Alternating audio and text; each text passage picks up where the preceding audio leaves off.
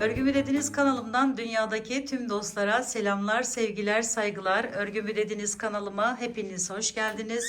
Bu videomda sizlere görmüş olduğunuz tığ işi olarak yapmış olduğum ve yapımı çok kolay olan bu güzel şalın yapımını anlatmak ve paylaşmak istiyorum. Umarım sever ve beğenirsiniz arkadaşlarım. Beğeni ve yorumlarınızı videomun alt kısmında yapabilirsiniz. Ayrıca paylaşımda bulunarak daha çok kişilere ulaşımını sağlayabilirsiniz. Evet, bu hem görünüşlü, tığ işi, yapımı kolay, bu güzel şalın yapımına hemen geçelim arkadaşlarım. Şalımı yaparken arkadaşlarım Nako Paris ve Nako Vals iki ipi kullanacağız. Şöyle papağan rengi, bunun numarasını sizlere söyleyeyim. Belki o şekilde kullanmak isteyen olur. 89-23 arkadaşlarım. Bu da gördüğünüz gibi siyah. Şimdi nasıl bir renklilik katacak buna. Evet, önce Nako Paris ipimizle zemin kısmını yapacağız. Daha sonra Nako Vals ipimizle diğer kısmını tamamlayacağız. Şöyle enini ne kadar istiyorsanız o boyutta şu işlemi yapacağız arkadaşlarım. Bunu yaparken yalnız 6-6-6 şeklinde, yani 6 tane şöyle yerler lazım bize. Üzerine devam edeceğiz. Şimdi ben son eni benim için yeterli. Şöyle bir tane daha yapacağım. 1, 2, 3 tane zincir çektim. Üzerine bir aldım. Bakın şuradan şöyle giriş yapıyorum. Siyah renk pek belli olmuyor ama şöyle bakın. Şu üstünden daha önce başka yerlerde de yapmıştım bu işlemi. Şöyle kendime bir boşluk oluşturuyorum. Şimdi birinciyi yaptık. 1, 2, 3 zincir üzerine bir aldım. Ve bakın şöyle giriş yapıyorum. İyice yaklaştırayım şöyle. Bakın. Şuradan ikisinden birlikte giriş yapıyorum ve ikili trabzan yapıyorum. İkinciyi yaptım. 1, 2, 3 zincir üzerine bir aldım. İkisinden birlikte geçirdim ve ikili trabzanımı yapıyorum. 3,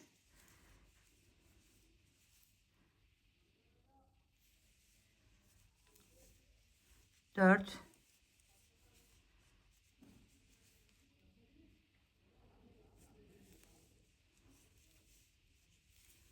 5,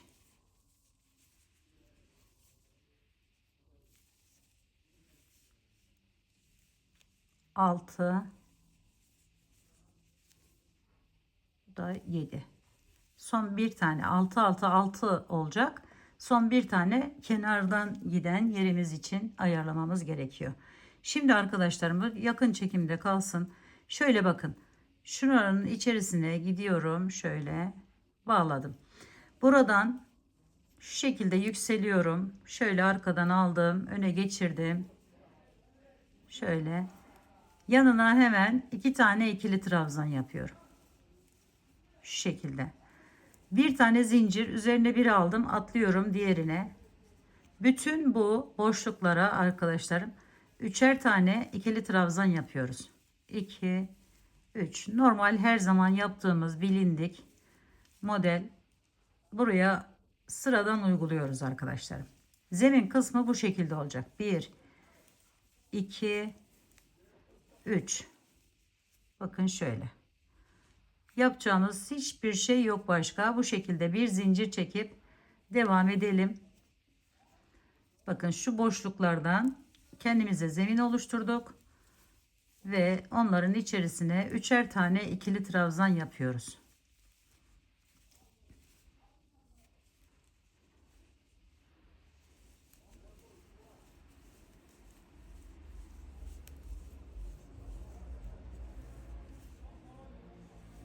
Tığım da bu arada 3,5 milim arkadaşlarım. Elinize göre değiştirebilirsiniz. Şöyle üçer tane yapalım. Evet, son yere geldim. Şöyle aynı şekilde oraya da 3 tane ikili trabzanımı yapıyorum. 1,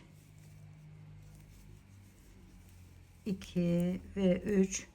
Bu ipe dikkat edin arkadaşlarım. Pek sökülme olmuyor maalesef. Şöyle şimdi burada yine bakın kenardayız. Şu şekilde aldım. Yine arkadan aldım. Buraya zincir de çekebiliriz. Fark etmez. Şimdi bir tane zincirimi çekiyorum. Üzerine bir aldım. Geliyorum şuradan. Bakın ikisinin arasından giriş yapıyorum. Ve yine 3 tane buraya ikili trabzan yapıyorum. 3 tane. Bir tane zincir devam ediyorum. Her araya giriş yaparak şöyle 2 ve 3 bir zincir 3 tane ikili trabzan şeklinde modelimizi devam ettiriyoruz arkadaşlarım. Dilediğimiz uzunluğa, burası eni, şöyle enlice daha güzel oluyor. Bunu boyunu dilediğiniz boyuta gelene kadar devam ediyoruz ve daha sonra diğer ipimizle diğer işleme geçiyoruz. Evet, bu şekilde bakın kenarda. Şimdi dönüşte buraya 3 tane ikili trabzan yapacağız bu boşluğa arkadaşlarım. Yani geliş yönünde şuraya yaptıktan sonra buraya da yapacağız. Sonra tekrar şimdi az önce yaptığımız gibi buradan yükselerek bir zincir çekip diğer boşluğa yapacağız. Bu şekilde devam edecek. Evet, burası anlaşılmıştır diye ümit ediyorum. Zaten gördüğünüz gibi çok kolay. Şöyle bir zemin oluşturalım. Daha sonra üst süslemelerine geçelim arkadaşlar.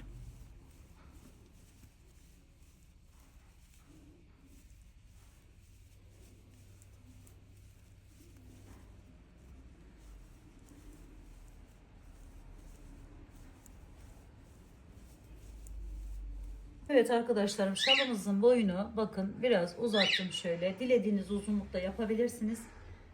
Şimdi şöyle bakın şu çizgi Nako vals ipimize geçtik.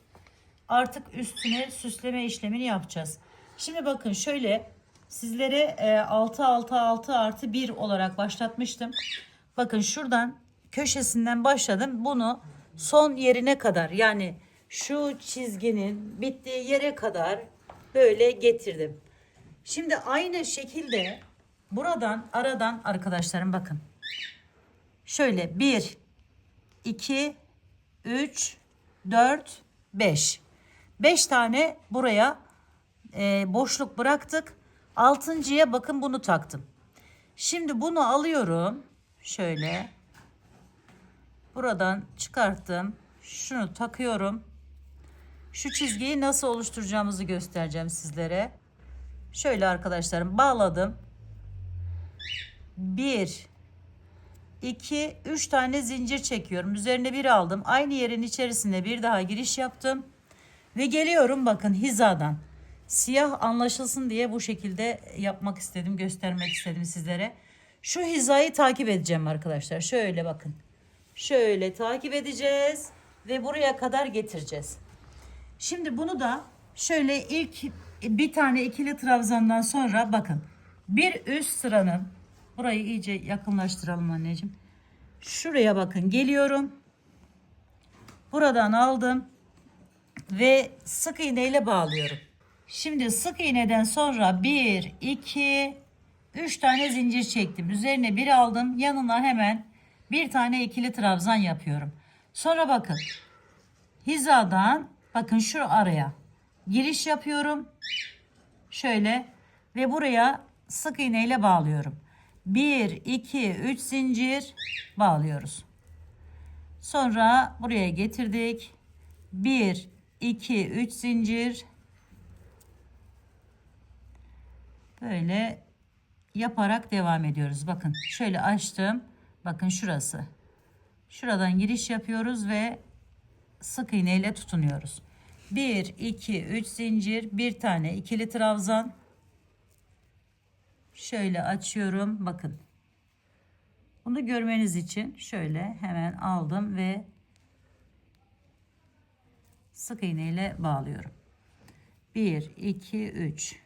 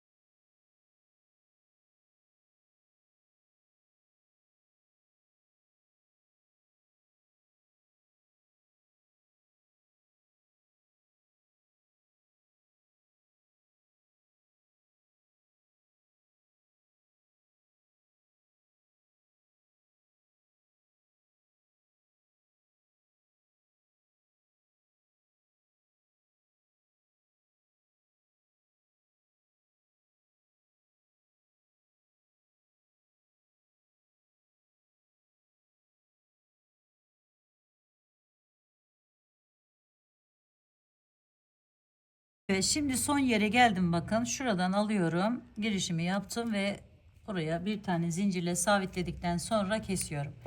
Şimdi bu şekilde arkadaşlarım, bakın şuradan da başlayıp buraya kadar getireceğiz. Buradan başlayıp buraya kadar geleceğiz. Daha sonra buradan başlayacağız. Onu da hemen sizlere göstereyim. Şöyle yine aynı, bakın şu ilk yani ikinci yerimiz, birinci yerimiz tamamlandı. Buradan girişimi yapıyorum.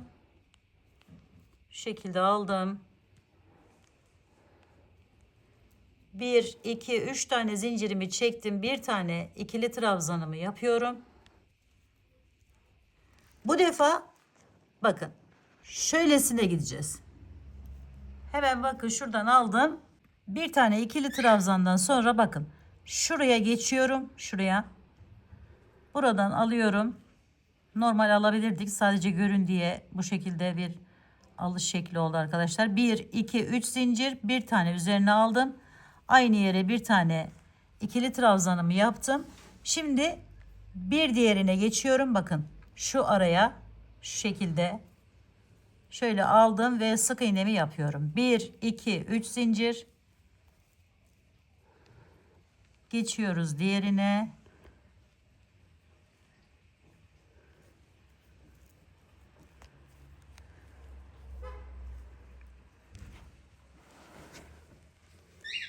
Şöyle iyice gözüksün. Şuradan alıyoruz.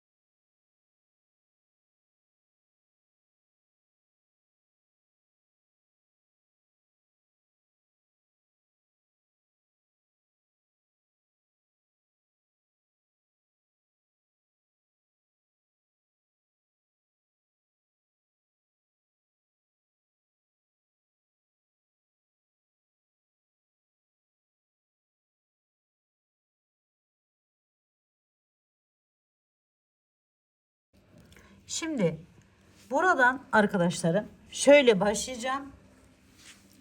Şuradan devam edeceğim. Buraya bir tane, 3 tane zincirimizi çekelim. 3. Hemen bir tane yapıyoruz. Ve bakın şu hizayı takip edeceğiz. Şurayı. Şöyle takip edeceğiz ve sona kadar gideceğiz. Buradan 3 ikili trabzanımdan sonra hemen bakın şöyle girişimi yapıyorum. Tekrar 3 zincir, bir ikili trabzan ve şuradan giriş yaptık. 1, 2, 3 zincir, bir ikili trabzan. Buradan devam ediyoruz.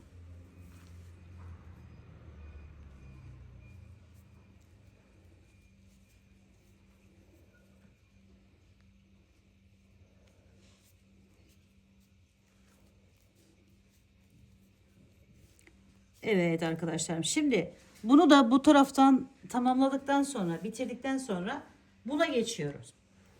Şuradaki yerimize geçiyoruz.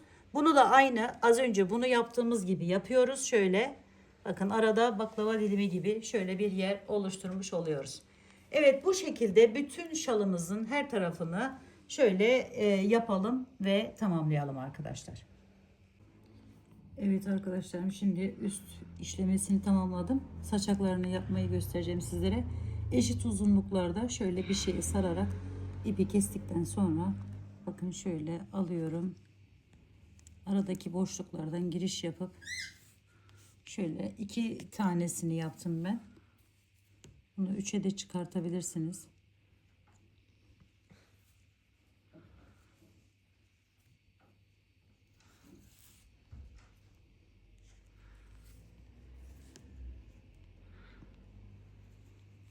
Bu şekilde saçaklarını da takalım.